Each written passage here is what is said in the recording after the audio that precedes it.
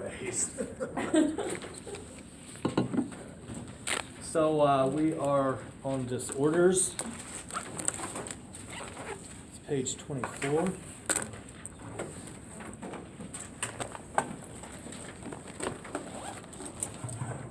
The first disorders affect the vertebral column. So you have a picture like this from Wednesday showing the curvatures. In no particular order, the first disorder in terms of curvatures is lordosis. Lordosis is an exaggerated lumbar curvature. So again, you have this picture from Wednesday. It's labeled with the names of the curvatures, the vertebrae that form them, whether they're primary or secondary. So using the picture from Wednesday, if the lumbar curvature was exaggerated, would you be bent over frontwards or backwards? Would be bent over backwards. This is the lumbar curvature. Again, refer to that picture from Wednesday. Lordosis, exaggerated lumbar curvature. It's also called swayback, just the lay term.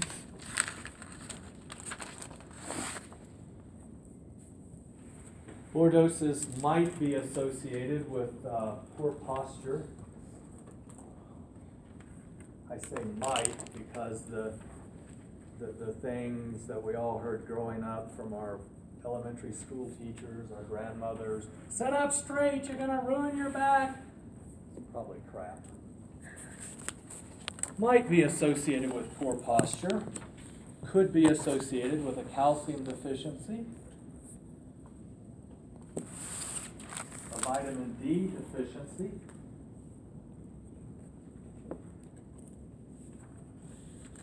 could be associated with obesity.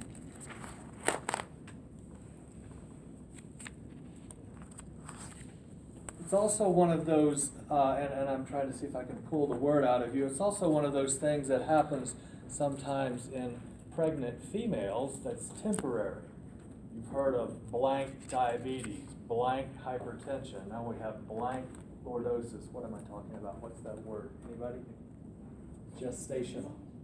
Gestational diabetes, gestational hypertension, gestational lordosis. So a temporary condition just because of the change in the distribution of the body composition. All right, the second one, I guess I am going in order. The second one is kyphosis. Kyphosis is an exaggeration of the thoracic curvature. Lay people call it hunchback. You would be bent over forward.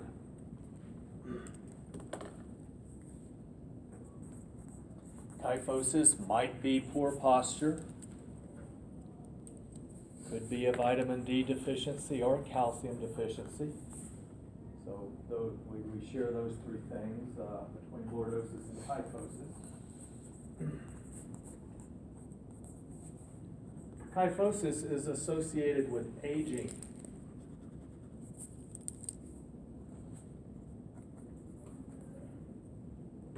The intervertebral discs do compress as people age.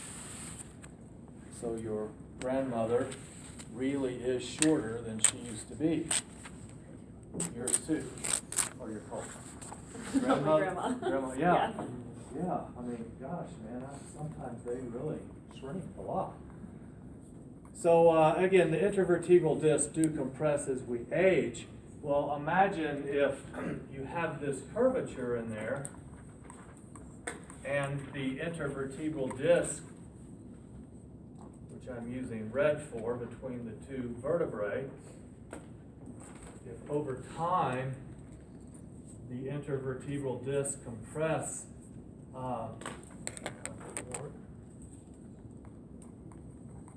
more on the anterior part than on the posterior part.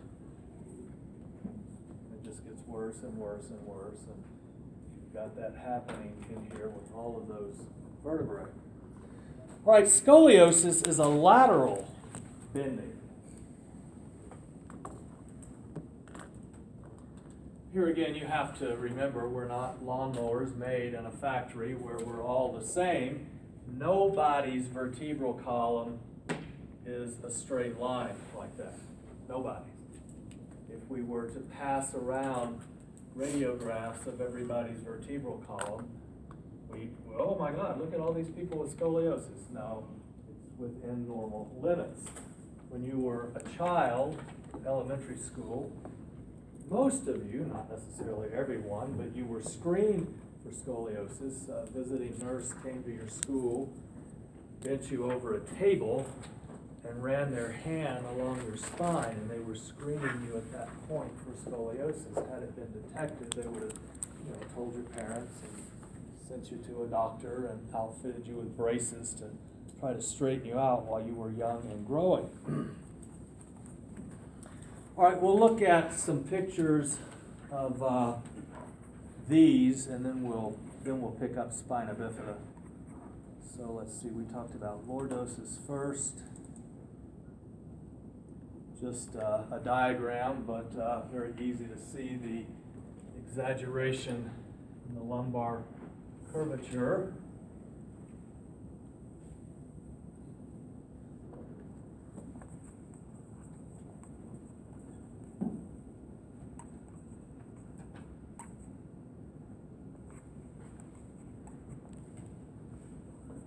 Famous picture in all of the clinical embryology books, very pronounced lordosis. Another one from all of the clinical embryology books. Have we done one yet? Okay, then we looked at or talked about kyphosis.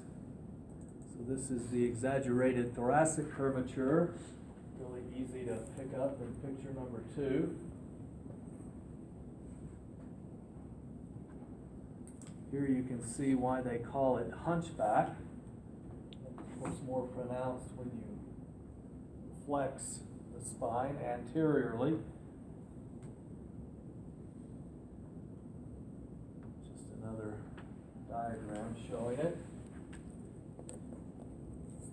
See how the superficial part of the body becomes hunched. And a radiograph showing an actual parameter there. All right, scoliosis was the next one we looked at. So that's pretty severe. That would impair breathing, or not as it stop it, but it would affect breathing because of the pressure on the thoracic cage. Again, pretty bad. Now scoliosis, I didn't talk about causes with it. You've got the first 3. Poor posture, calcium deficiency, vitamin D deficiency, just like you have with kyphosis and lordosis. But unique to scoliosis is a leg length discrepancy. Now, the leg length discrepancy could be associated with a trauma. We could even go back and tie this into the growth plate, a fracture through the growth plate. So one femur doesn't elongate at the rate the other one does. But some people are just born with nobody's legs are exactly the same size. Nobody's feet are exactly the same size. Nobody's 2 hands, breasts, whatever we want to talk about. Again, because we're not lawnmowers, made on an assembly line. But if your leg length discrepancy is significant, well then over time you will develop scoliosis. Just a diagram making it easy to see on the inside. Maybe one more of these. It's not all that useful. All right, spina bifida.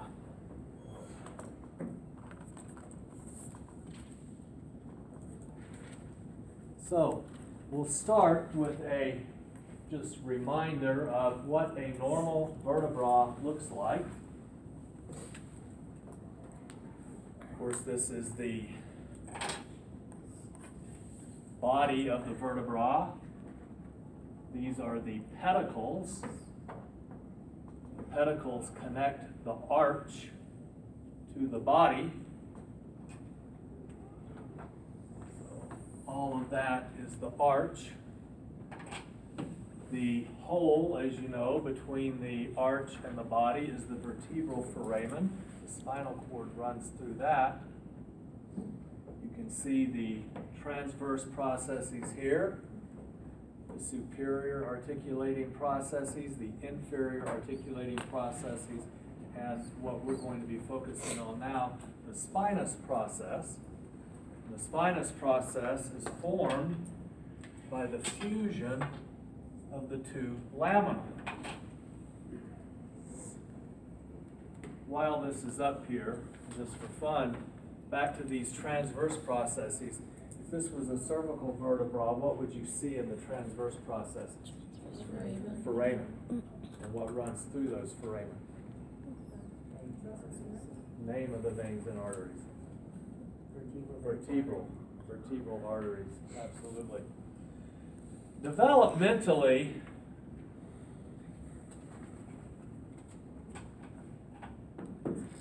the lamina actually have to fuse to form that spinous process.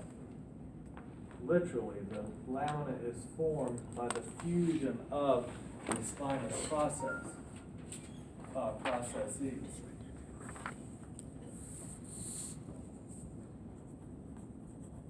In the most extreme case, the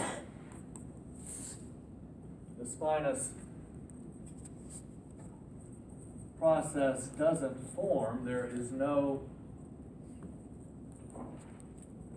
fusion of the lamina, and so you literally have an opening here.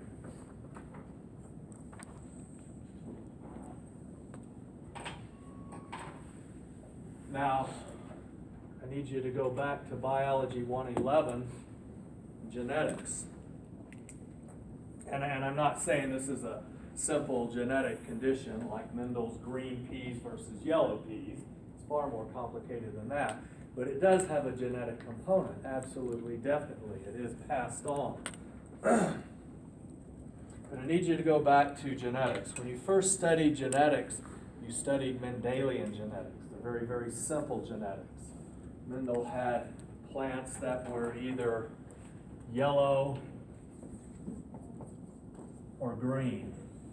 Yellow, of course, was dominant, so the homozygous dominant as well as the heterozygote expressed yellow. Green was recessive, so the only way green was expressed was if the P was homozygous for the recessive allele. He had the same thing for tall versus short, round and wrinkled, all of that. He was very, very lucky. Everything he chose to work with was simple. It was controlled by one gene, and there were two alleles. Mendel would have never figured everything out if he would have chosen traits, and again, he just got lucky because he didn't know, but if he would have chosen traits that were controlled by multiple genes or had multiple alleles. After studying that chapter, Mendelian genetics, and you had the 3-to-1 phenotype ratio, the 1-to-2-to-1 genotype ratio, the 9-to-3 to 3-to-1 dihybrid cross ratio.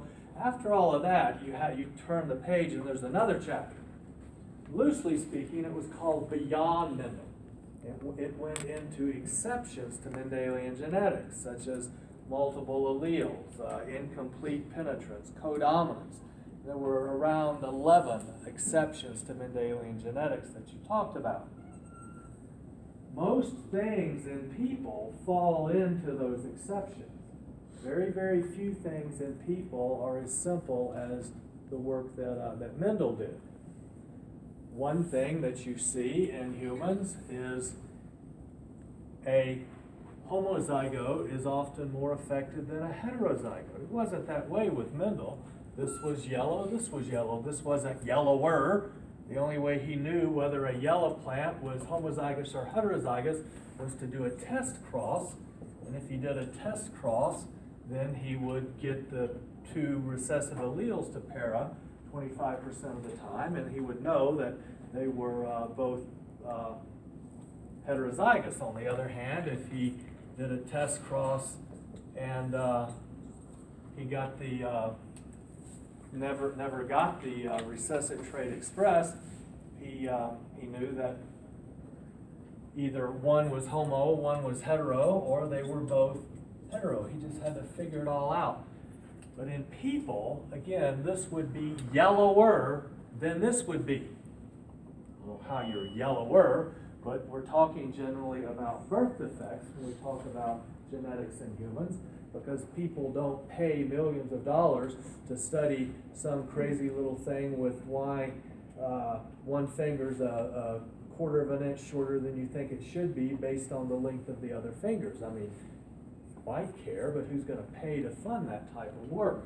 People do pay to fund research in genetics that might lead to the cure of some disease.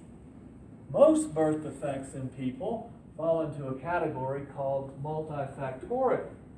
If you continue bringing all of this biology 111 to the frontal lobe, tip of your tongue, you remember that you have single gene issues versus chromosomal issues like Down syndrome, Turner syndrome, Klinefelter syndrome.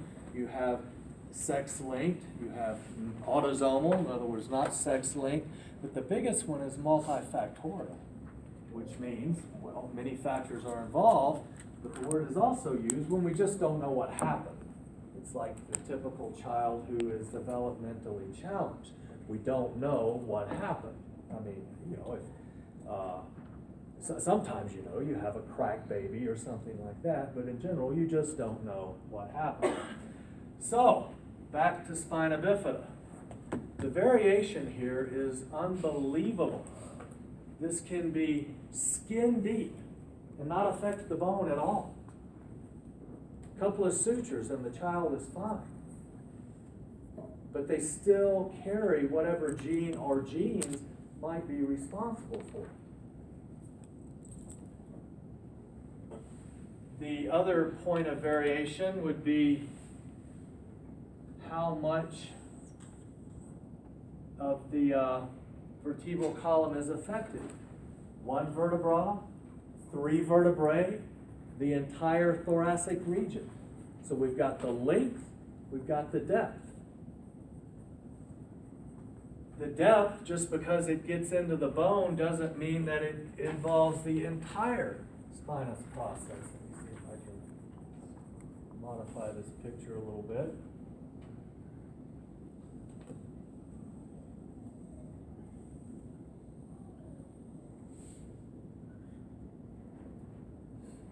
So we've got an open spinous process, but the spinal cord's still protected. On top of that, let's put the spinal cord in here. The spinal cord is surrounded by a membrane. We'll talk about it next semester. But if the bone is open, is the membrane open? If the membrane's open, the cord is not protected at all. If the membrane's intact, there's some protection, and as will make sense next semester, the fluid in there, cerebrospinal fluid, is contained. This membrane is called, you don't need to write this down, but you'll recognize the word. This membrane is called the meninges. And you've heard of that because you've heard of meningitis. Again, we'll talk about this next semester, but meningitis involves this membrane. This membrane surrounds not only your spinal cord, but your brain. You can imagine, and the fluid is contained within that membrane. Well, if that membrane is open, the fluid isn't contained, the brain isn't even protected because it's all continuous. So lots and lots of variation here. The depth, the length, causes. too little folic acid during pregnancy. So prenatal vitamins that women take when they're pregnant have a lot of folic acid in them to prevent what are called neural tube defects. Spina bifida is the classic neural tube defect. And we know that neural tube defects are associated with too little folic acid. Now that's not genetic at all.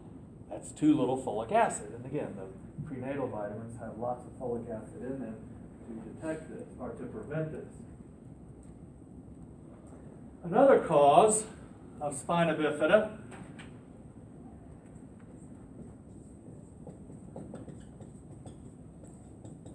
is a compound called retinoic acid, which is actually a vitamin A derivative. No, you can't give your embryo spina bifida from eating too many carrots.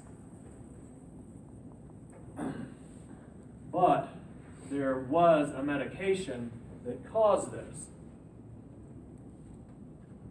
In the study of birth defects, people look at the incidence or the frequency of a defect over time. And the incidence or the frequency will fluctuate a little bit, but then sometimes you see the incidence start to climb. You say, wow, what's the common denominator? Is there a common denominator there? And so back in the early to mid 80s, early 80s, we saw the incidence of spina bifida go up. And the common denominator was teen pregnancies, and the females were using, anybody know? Accutane, yeah. They were using Accutane. Accutane is an oral medication used to treat severe forms of acne. Accutane was pulled, was put back on, I think it was pulled again, it was put back on, and I don't know its status right now. But the schedule of Accutane is Schedule X. That's the most severe schedule that you can have. Schedule X means known to cause birth defects in humans. As opposed to saying animal studies suggest it might cause birth defects. Schedule X is it does cause birth defects in humans. And the last time I know Accutane was still being used 5 to 10 years ago, it was probably harder to get than getting morphine. Hello, doctor, I have headaches. Can I have a prescription for morphine? You probably get that before you get Accutane. Only doctors who'd been through a special training program could prescribe it. The patient had to join an I pledge program. I pledge, I will not share my medication. I pledge, I pledge, I pledge. You couldn't get more than a 30-day supply. Every time before a refill, you had to have blood work done because it can destroy your liver. You had to pledge to the doctor or the nurse about the sharing of the medication, abstinence, all of that. Some doctors would give their female patients birth control prescription. They couldn't make them take it, but they covered their liability by giving them the birth control prescription. It was a huge, huge, huge deal. Again, I don't know if they've pulled it again because it went back and forth so many times. So we've got too little folic acid, and we have too much retinoic acid, which came, again, not from eating too many carrots, but from Accutane. They have a test. If you've been pregnant, you probably remember the test.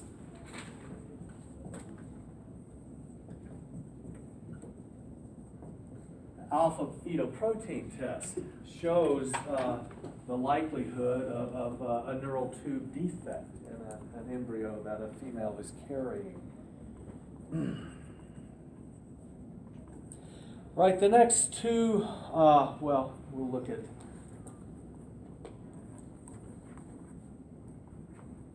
spina bifida and then we'll look at the next two. I was going to say the next two on your list, X and anencephaly, are also neural tube defects, but are typically much, much worse. Okay, so this is just a radiograph. You can see the opening in the spine. So before birth, you would know that things aren't right. You see, it's closed here, open down here.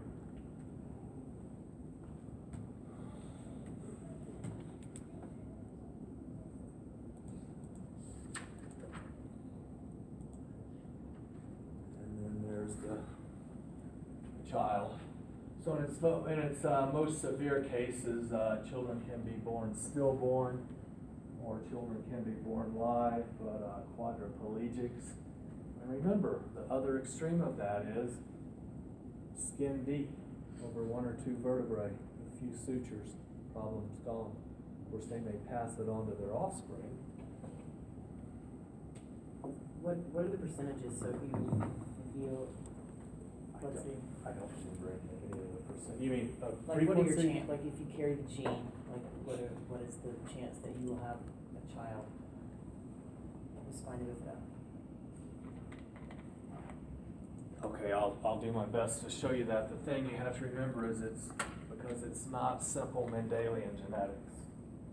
But some incidences of spina bifida, in some cases when it's not retinoic acid, folic acid issues, when you think it's purely familial or fully genetic, we use SP for the gene and a plus sign for normal.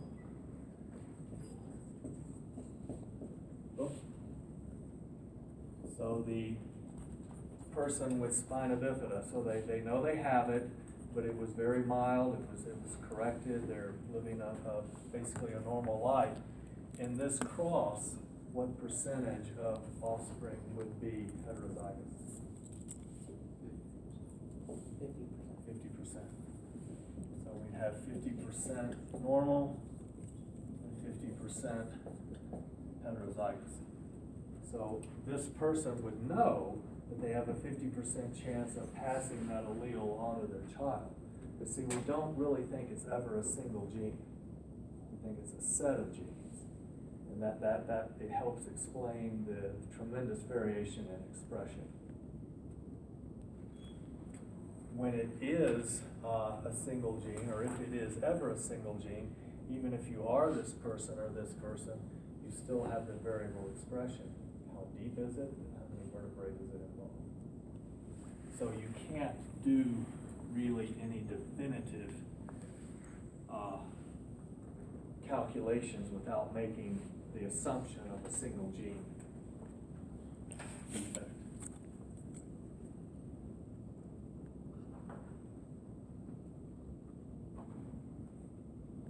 All right, our next two, and they typically go together, are X and anencephaly. These are also neural tube defects, but they're associated with the skull, not the vertebral column. As we'll see next semester, your brain really starts out as a bulge at the top of your spinal cord. I mean, before that, and then all of these wild things happen and the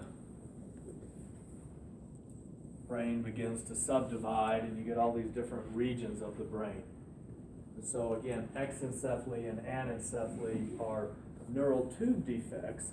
So you'd have the retinoic acid issue, you'd have the folic acid issue, alpha-fetoprotein test to help predict, but much more severe. So exencephaly means literally that your brain is outside of the skull.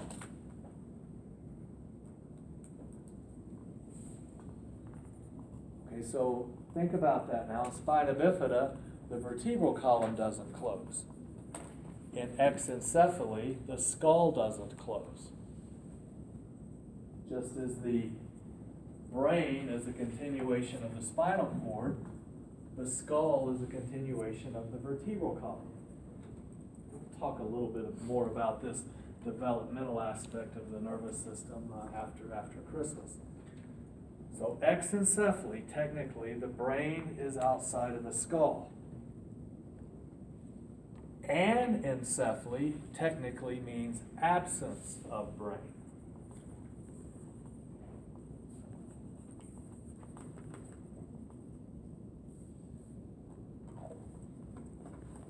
Absence of brain. They often go together. So the child's brain is not contained in the skull, and it is not a complete brain. Now, with anencephaly, technically, as I've already said, absence of brain, the thing you have to appreciate is that doesn't mean zero brain. It can be part of a brain. How much of the brain? And that's what makes it extremely sad.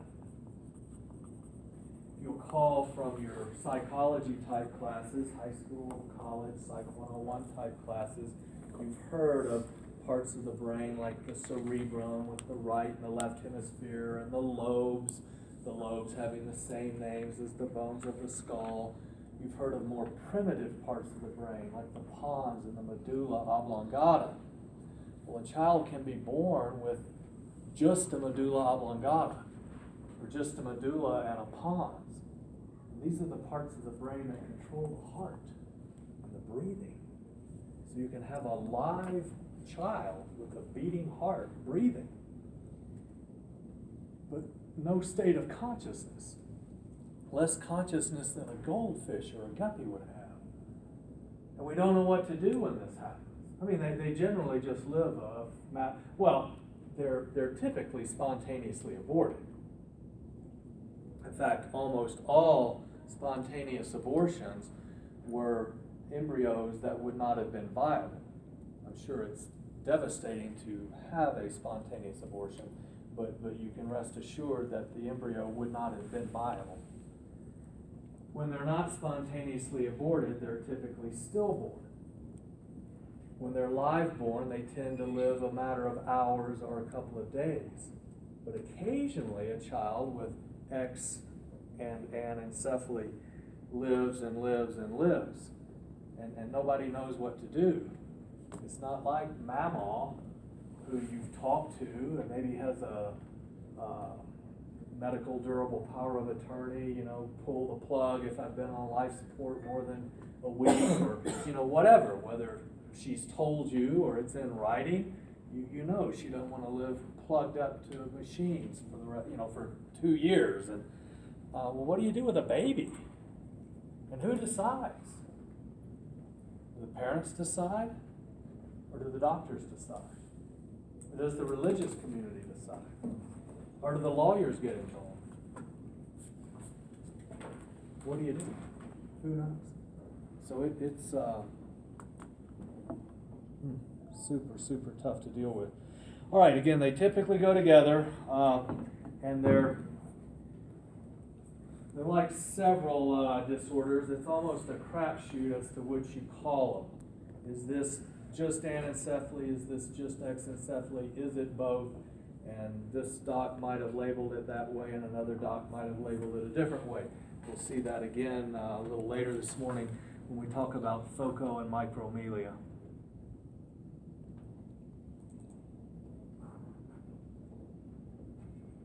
Okay, so this one is labeled absence of brain, but you can see that, and again, that's what they labeled it, anencephaly, absence of brain. But you can see that the neural tissue is not contained within the skull, so perhaps it's exencephaly and anencephaly. I guess you can tell what you're looking at, but just to make sure there's nose, eye, ear, and there's the neural tissue.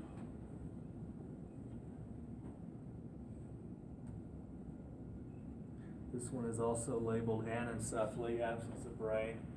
Clearly the skull doesn't look quite right. And then, we don't have any way of knowing if there's any any material contained in there or not. It's just the way it was labeled. Now this one is clearly exencephaly, so you can see why they call this exencephaly. Here's the ear, the mouth, the eye, whatever neural tissue that is absolutely not contained within the cranial vault. Same thing, exencephaly. So neural tube defects, spina bifida, exencephaly, anencephaly. All right, letter D, osteoporosis. I think we've talked about that one adequately. Decrease in bone mass.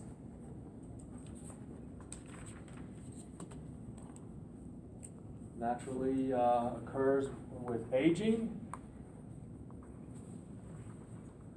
More prevalent in females than in males, presumably because the females go through menopause and stop producing the sex hormones. Males don't.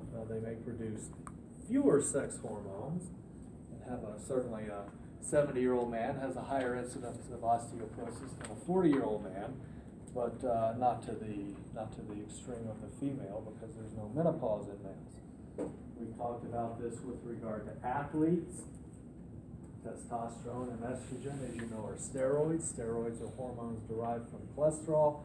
Cholesterol is synonymous with fat.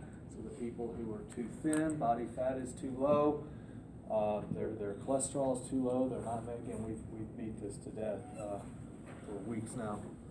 All right, one that. And what's a drug that one might have used that could lead to osteoporosis? Cortisone. Yep, cortisone. All right, one that I don't know if it's come up is letter E, osteomalacia or rickets.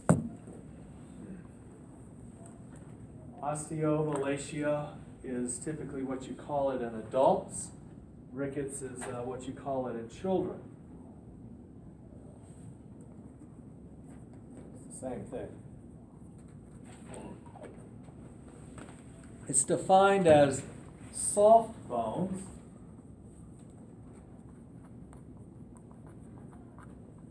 and the cause is a vitamin D deficiency. Remember, guys, you have to have vitamin D to absorb your calcium. You can have plenty of dietary calcium, but if you don't have vitamin D, you don't absorb the calcium. The classic rickets or osteomalacia person is a person with bowed legs. You've seen this in the National Geographic magazine or some show on the Discovery Channel. It's a third world country. You don't see it much in the United States because we fortify everything. So here's a couple of words that you need to be aware of. Anyone taking nutrition right now? So you've certainly heard of these things. So here we go. You may be undernourished or you may be malnourished. If you're undernourished, you're not receiving enough calories to sustain life. And that happens in the United States. We absolutely have people who don't know where their next meal is coming from and dumpster diving for food and whatever. We absolutely have people who are undernourished. Again, not receiving enough calories to sustain life. Undernourishment is in contrast to malnourishment. If you're malnourished, you're missing one or two essential ingredients in your diet. So we don't have much malnourishment in the United States because we fortify everything. So if you're getting enough calories to sustain life, you're probably getting all of the essential vitamins, minerals, everything you need. Because we fortify everything. So, you know, a bowl of, I bet we fortify a Snickers bar. Somebody that has one, look at it. You know, we put calcium in milk. We put vitamin D in milk. We have one bowl of XYZ cereal contains 100% of the milk versus it takes 10 bowls of this. And while we may not be thrilled that our children want to get up every morning and eat a Pop-Tart, it's got everything they need. It's going to prevent rickets. We fortify everything, so you don't see much malnourishment in the United States. Right, letter F, osteomyelitis. Osteomyelitis is an infection of the bone marrow.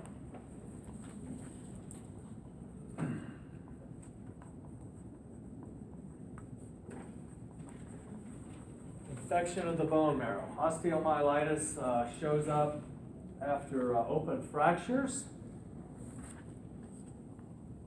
So if you break a bone and the bone sticks out of the body, is exposed to the outside world, it's very easy for microorganisms to make their way in there.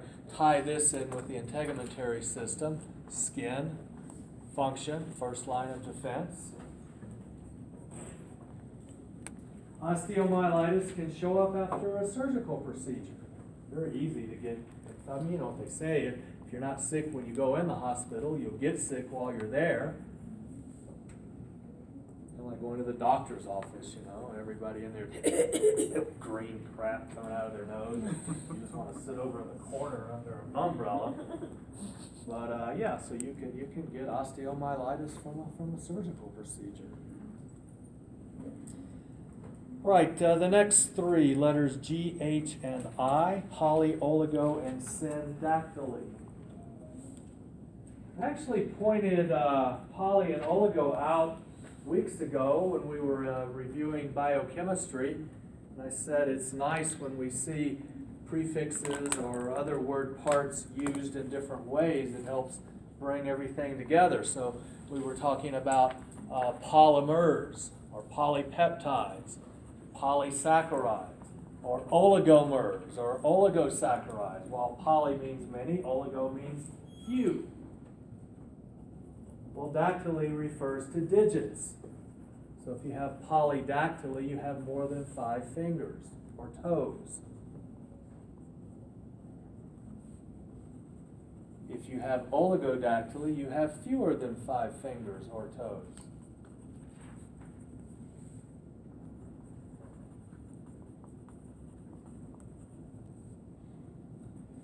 Polydactyly, and well, in the third one there, syndactyly, is when the digits are fused, webbing. If you have a retriever at home, a black lab, golden retriever, whatever, you may know this. If not, go home and check out its hind feet. But the hind feet of retrievers is webbed. What makes them, or I guess that's one thing that makes them excellent swimmers. They also use their tails. I think they use it more for directional control, like a rudder. But yeah, man, go home. Your black lab, your yellow lab, your golden retriever, whatever you might have, it's got webbing between its toes, like a duck. It's not as prominent in the dog as it is in the duck. Okay, these do have genetic components. They're, again, not cut and dry at all, not simple Mendelian genetics. In fact, polydactyly can be dominant or recessive. So anything genetically in people is just more complicated than the work Mendel did. I mean, you have one or two exceptions, like the allele for being an albino. That's pretty cut and dry. Or the alleles for sickle cell anemia. That's pretty cut and dry. The alleles for the ABO blood groups, that's pretty cut and dry. And you studied all of those in Biology 111 because they were pretty cut and dry. All right, so because polydactyly, oligodactyly, and syndactyly are not cut and dry, you have the tremendous variation like you do with spina bifida. So is the polydactyly on one hand or both? Or maybe it's one foot. Maybe it's both feet. Maybe it's one hand and one foot. Maybe it's 2 hands and 1 foot. 2 feet and 1 hand. But then add to that, what's contained in the extra digit? Take a look at one of your fingers. You could have polydactyly with all 3 bones in the extra digit. The extra digit might have 2 bones. The extra digit might have 1 bone. The extra digit might not have any bones. It might be a skin tag. And in third world countries, they'll tie a string around it, let it die and fall off. In America, we document it. We document everything because the parents want to know and the child wants to know. Because if something has a genetic component, you'd like to know if you carry that gene. So, lots and lots of variation. We'll look at some pictures here. First one is poly.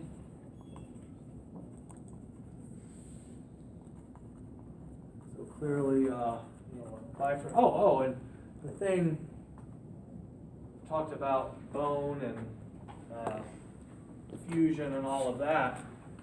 Your hands and feet start out as paddles, and within the paddles you get bony material. Within the paddles you get bony material.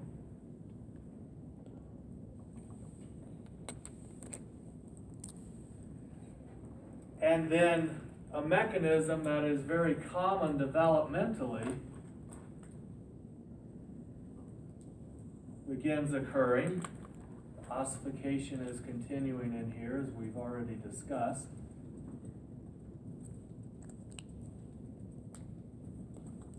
But the thing that leads to actual digits as we know them is cell death.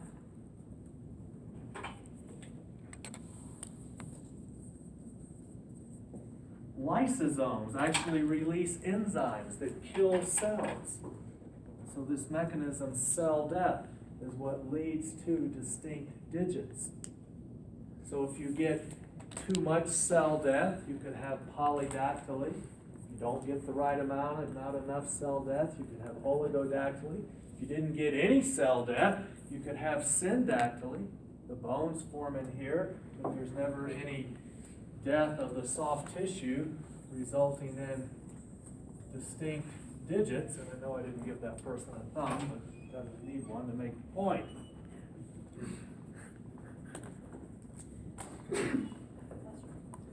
So, polydactyly.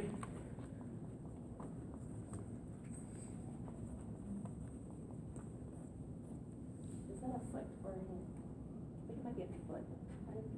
I believe that is a foot. I have to pull out my book to see, to be honest with you. That's an interesting case of polydactyly. No thumb. What? Is that a foot? They're missing a thumb and double of it. That's a hand, But there's no thumb. but there's no thumb. There's an extra digit, there's no thumb. There's no thumb, then there's technically 2 extras. It's left. The middle has an extra one. Hmm? The middle has extra. Middle finger are 2. Supposed to be. I think it's more like And the thumb pinky turning. fingers are in double position.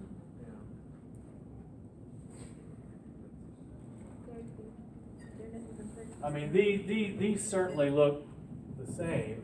I think this is the extra digit, but that should have been a thumb. Crazy. If you saw this on the street, you wouldn't even notice it. Hi.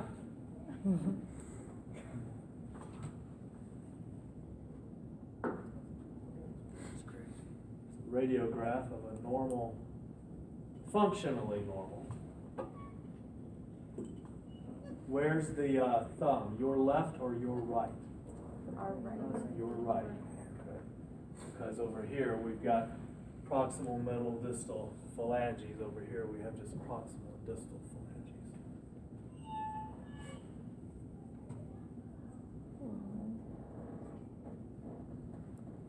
Now, in this case, obviously, you'd want to, those are the feet, if you can't tell, but you'd want to take care of that surgically to be able to wear shoes.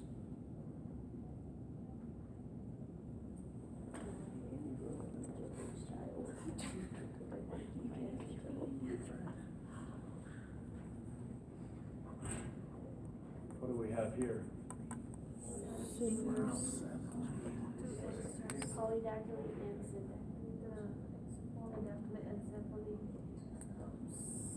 How many digits do you see? Seven. But the middle three look like they're The used. finger. Yeah, I think there's some syndactyly there also. So what would you call that if someone has polydactyly and syndactyly? Polydactyly and syndactyly. We've done, let's see, let's go to oligo. Just got a couple of these. So four-toe, and this person would probably be fine. I mean, they would grow up walking on that. It would be, their normal. And I say that because we've got adequate width across here. I want you to look at the next one, where we don't have adequate width, and that would lead to a stability problem. You see what I mean? I mean, they would learn, and they grow up walking on that. They would learn and be fine, just like mountaineers who lose a digit to frostbite. I mean, they generally continue climbing.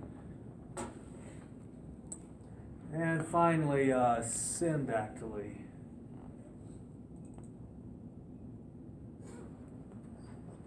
And so you'd need a radiograph here to know what's going on in there. You might be tempted just to cut, but what if there's a shared nerve innervation or a shared blood supply or something? So, and is the fusion just the skin, or is it also the bone? So you need a radiograph. This one you're really going to be tempted just to cut or do nothing. But you see what I mean about the variation in the way these things are expressed. I think there's one more that's very common, and some of you probably have it. You might go, well, wait. A lot of people have this, but not the full distance, just quarter to a half. And they don't even know it until somebody, they're at the beach. Somebody says, "Oh, what's wrong with your feet?" "What do you mean?" "Well, why are your toes fused?" "What do you mean? Let me see yours." Anyway, I'm not talking about this much fusion. Again, I'm talking about a quarter to a half. Go home and look at your toes. Some of you probably have that. You don't have to share it with us on Wednesday if you don't want to. All right, the last two, foco and micromelia, take us again to the incidence of birth defects is monitored, and when you see the incidence go up, you look for a common denominator.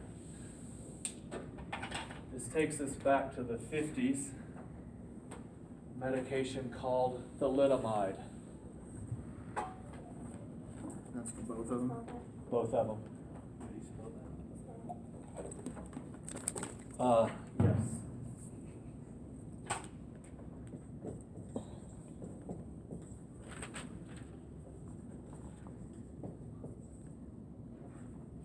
I'll have to Google that to see whether it's an A or an O. So thalidomide was actually an over-the-counter medication. Very mild nerve pill, you could say. But it had an interesting side effect in that it was very effective against controlling morning sickness. Again, we're in the 50s, and we didn't know nearly as much about teratogens. Teratogens are agents that cause birth defects. Teratology is the study of birth defects. we just didn't know everything we knew today, and women routinely drank and smoked while they were pregnant. Nobody thought anything about it. I mean, you've seen the old movies of, black and white, pregnant woman with a drink in one hand, cigarette in the other. Nobody thought anything about it at all. And I mean, everybody smoked anywhere they wanted to anyway, so you'd be breathing the smoke whether you smoked or not. Anyway, so we've got thalidomide, a mild little nerve pill. Side effect, prevents morning sickness. So women ate it like candy. Well, here come the babies with phoco and micromelia. Technical definitions are: phocomelia, the proximal bones are missing. P for phoco, P for proximal. Proximal bones are missing. So there's no humerus, for example. Ulna and radius are trying to articulate with the scapula. Or there's no femur. Tibia and fibula are trying to articulate with the scapula. Micromelia, all bones are present, but short.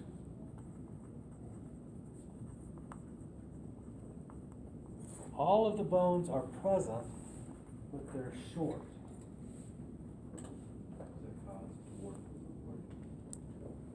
Good. Dwarfism is generally, though, caused by a lack of a hormone called growth hormone, which is the pituitary gland. Pituitary gland, what part of what bone does it sit in? Very good. All right, so we're dealing here with children whose arms or legs are not long enough.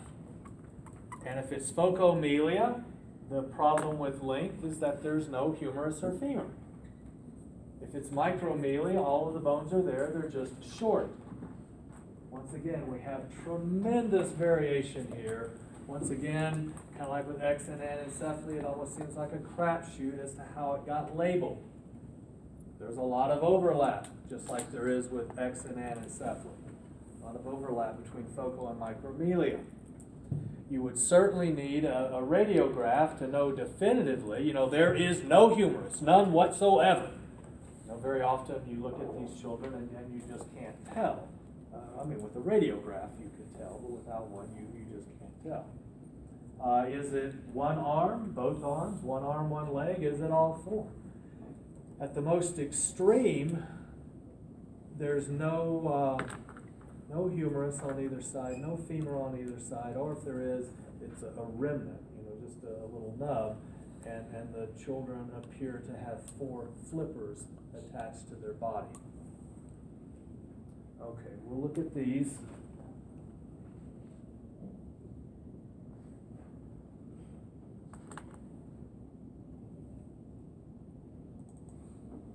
So there's the, they actually labeled that one micromelia, and you can see why we do, if you just go by the bumps, we do appear to have multiple bones. Again, foco, technically, no proximal bone. But these, you just can't ever forget, when you're dealing with people, it is not like washing machines. The lawnmower is missing the right front tire. That's definitive. Things are not that definitive in anything that is alive. That's the only micromelia picture I have. And I have one focomelia.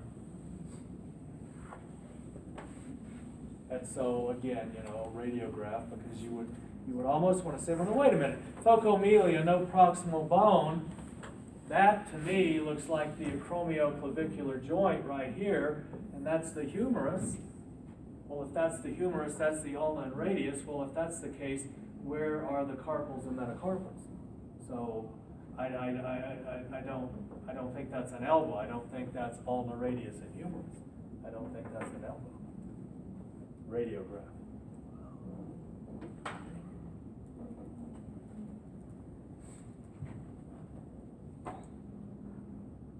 Okay, next page. So we start articulations. New section of the notes, new chapter of the book, new exercises in the lab manual. Still part of the skeletal system, but a different topic. So take a look at your notes there up at the top third of page 25, before you get into any Roman numerals. Just a superficial look. And the point to get out of that is that articulations are classified structurally and functionally. So nothing really to write down right here, just look at your notes. So functionally, and you know what the toughest part about this unit is? Pronouncing the words, or spelling them. So functionally, you have synarthroses, or synarthritic joints. They are by definition immovable. So that would be, for example, a suture. So you wanna dispense with this idea that joints are these things that you thought of, before you ever started this class. And we've talked about this. You know your sutures are joints. Wiggle your left zygomatic bone for me. Wiggle your right nasal bone. Wiggle your teeth. Okay, those are all articulations, but they're immovable. All right, so functional classification, structural classification. Functionally, as you're seeing there, we have synarthritic joints. They're immovable. We have anthroses, or arthritic joints. Slightly movable. Slightly movable joints might be the sacroiliac or the symphysis pubis. And we'll get into examples later. Right now, I'm just trying to make the point that we've got a functional classification and a structural classification. Functionally, we've got immovable, slightly movable, and what's next? Freely movable. And what are they called? Diarthroses, or diarthritic joints. Synarthroses, immovable. Anthroses, slightly movable. Diarthroses, freely movable. All right, next big category, bold, says structural. 3 subgroups there. You have fibrous joints. You have cartilaginous joints. And you have synovial joints.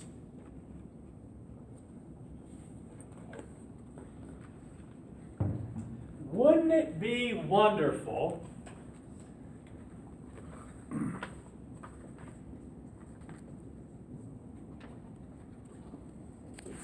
if the 3 subgroups in functional corresponded to the 3 subgroups in structure? Again, look at your notes. Wouldn't it be great if the immovable joints and the fibrous joints always went together? Wouldn't that be cool? And the slightly movable and the cartilaginous always went together. Wouldn't that be nice? But they don't! Why? Because that'd be too simple. And God or Darwin didn't want it to be simple. They wanted it to be complicated. Now, these do always go together. But up here, we're going to have to deal with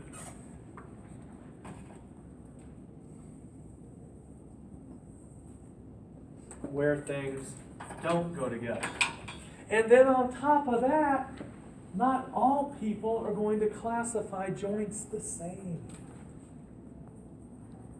You can learn this system, and then maybe you pick up another elementary A&P book, just like your book, just different author, and they've classified them slightly differently.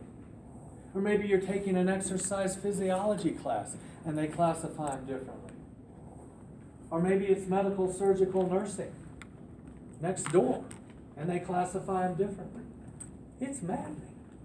And some of that madness is because you have, what would a functional person be? An anatomist or a physiologist?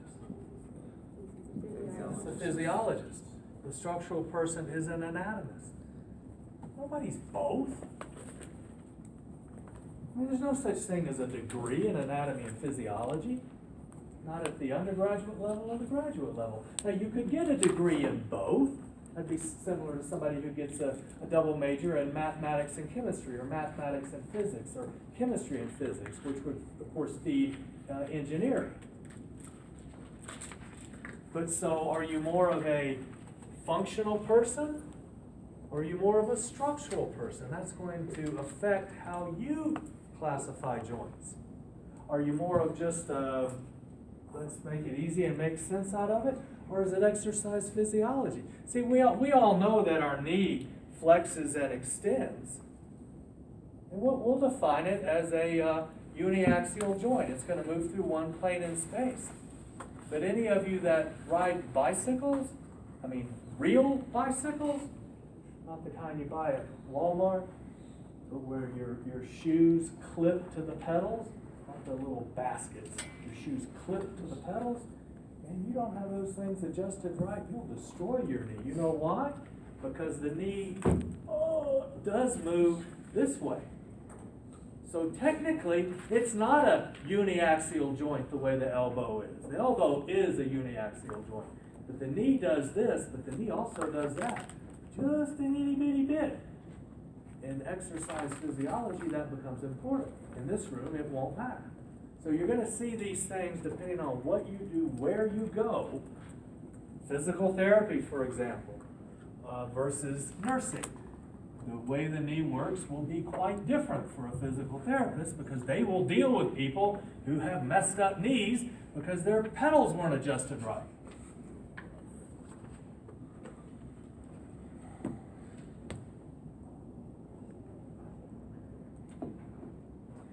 All right. So, synarthroses. We're in Roman numeral 1 now. Synarthroses, parentheses, immovable. And most are fibrous. Okay, but they're not all going to be fibrous. Our subcategories. Letter A, sutures. Just following along on your notes, guys. If when I give you examples, I'll put them on the board. Otherwise, it's straight off your notes. So, letter A, sutures. The first type of suture, you see this on your notes, a serrate suture. Serrated sutures look like a serrated knife.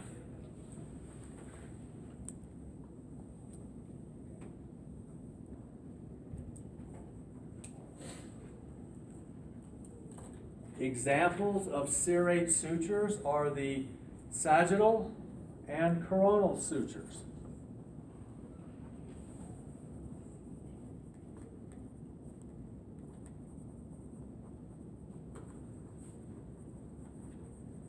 Second subcategory under sutures, squamous suture. In a squamous suture, the bones overlap, as in the squamosal suture. What's the other name for the squamosal suture?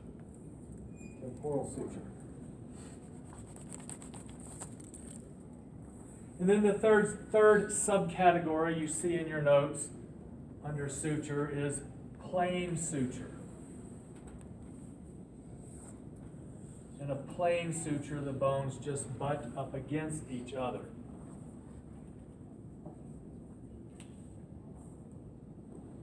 You see plane sutures in the sutures of the hard palate are considered plane sutures.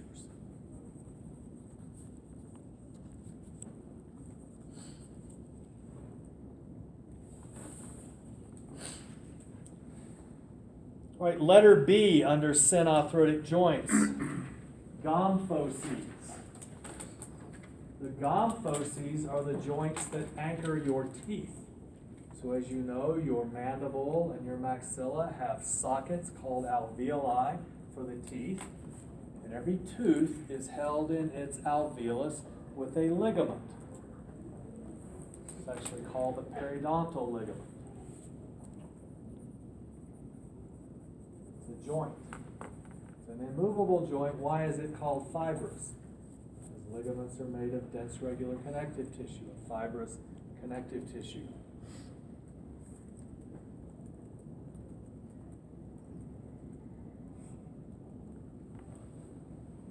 Letter C, synchondroses. Here we get into the exception. Look back up at the top if you need to. Structurally, 3 categories: fibrous, cartilaginous, synovial. Functionally, 3 categories: immovable, slightly movable, freely movable. The synchondroses are cartilaginous, but they're immovable. But let's add to the madness. Are they immovable? Because the first example I'm going to give you of a synchondrosis is the costal cartilage. It's cartilaginous, but is it immovable? Breathe. Is there not movement in that cartilage? Isn't that why that's cartilage?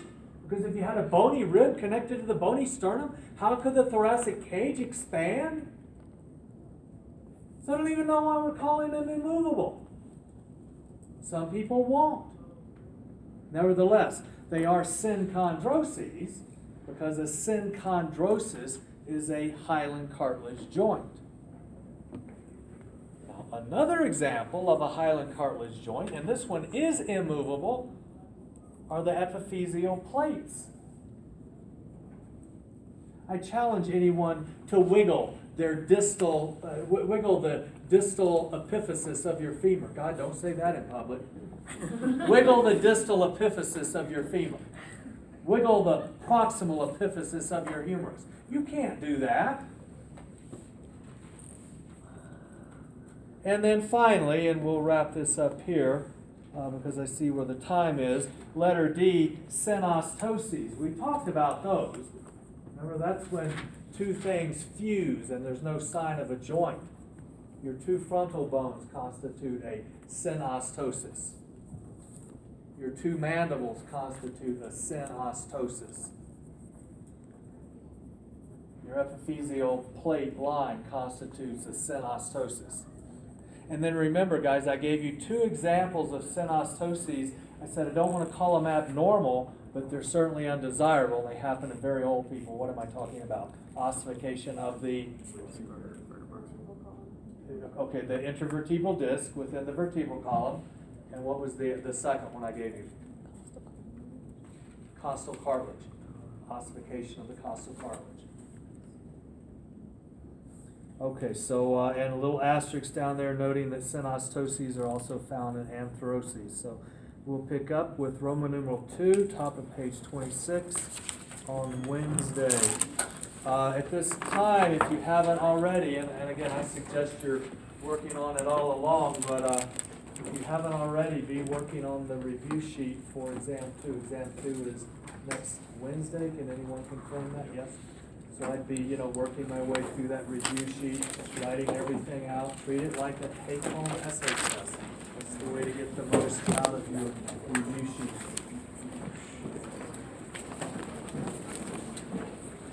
We're still closed.